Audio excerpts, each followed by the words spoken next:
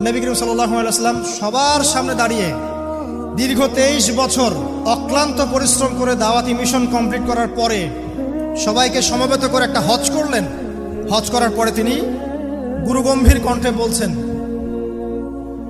হৃদয়ের সমস্ত আবেগ বের করে দিয়ে বলছেন, হে জনগণ, আইয়ুহান নাস, হে জনগণ, আমি জানি না আজকের পর তোমাদের সাথে আমি কখনো মিলিত হতে পারবো কিনা।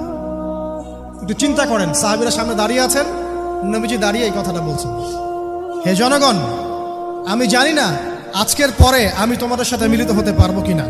অতএব যে ব্যক্তি আজকে আমার এই কথাগুলোকে স্মরণ রাখবে সে যেন অন্যের কাছে এই কথাগুলো পৌঁছে দেয়। হতে পারে যার কাছে পৌঁছে দেওয়া হচ্ছে সেই এই কথাগুলোকে বেশি সংরক্ষণ করতে পারবে। আল্লাহ পাক তার প্রতি রহম করুন যে আমার এই কথাগুলোকে অন্যের কাছে পৌঁছে দিবে। নবীজির ভাষণ। এরপর নবীজি বলছেন, জেনে রাখো নিশ্চয়ই তোমাদের পরস্পরের, মুসলিমদের পরস্পরের সম্পদ, পরস্পরের রক্ত, পরস্পরের এই যে জান মাল ইজ্জত, এগুলো একে অপরের জন্য হারাম। মুসলিমদের পরস্পরের রক্ত, পরস্পরের ইজ্জত সম্মান একে অপরের জন্য হারাম। এর হানি করা একে অপরের জন্য হারাম। ঠিক যেমন আজকের এই দিন হারাম, এই শহর হারাম, এই মাসও হারাম। নবী করিম সাল্লাল্লাহু আলাইহি ওয়াসাল্লাম বলছিলেন, জেনে রাখো তিনটা বিষয়ে যেন তোমাদের অন্তর কখনো খেয়ানত না করে। তিনটা বিষয়ে তোমাদের অন্তর যেন কখনো খেয়ানত না করে। এক, তোমরা যে কাজটাই করবা শুধু আল্লাহ পাকের সন্তুষ্টির জন্য করবে। তোমরা যে কাজই করবে শুধু আল্লাহর সন্তুষ্টির জন্য করবে। তোমাদের শাসক বর্গের কল্যাণ কামনা করবে। তোমাদের শাসক বর্গের কল্যাণ কামনা করবে। 3 নাম্বার, মুসলিমদের জামাতকে আঁকড়ে ধরে রাখবে। মুসলিমদের ইউনাইটেড কমিউনিটিকে আঁকড়ে ধরে থাকবে। এই 3টা বিষয় পালনের ক্ষেত্রে তোমাদের অন্তর যেন খেয়ানত না করে।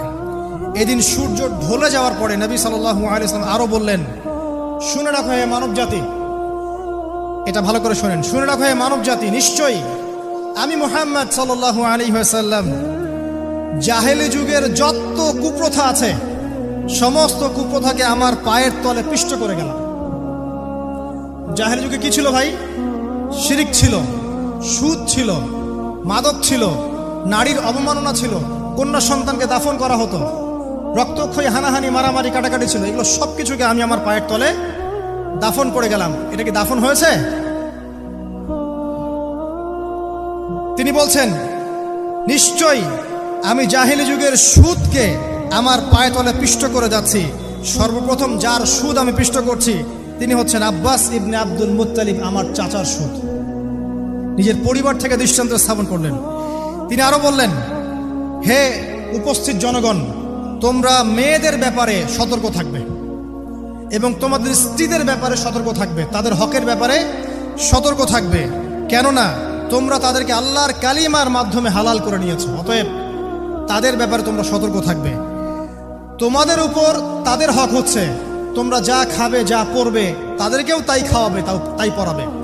আর তাদের উপর তোমাদের হক হচ্ছে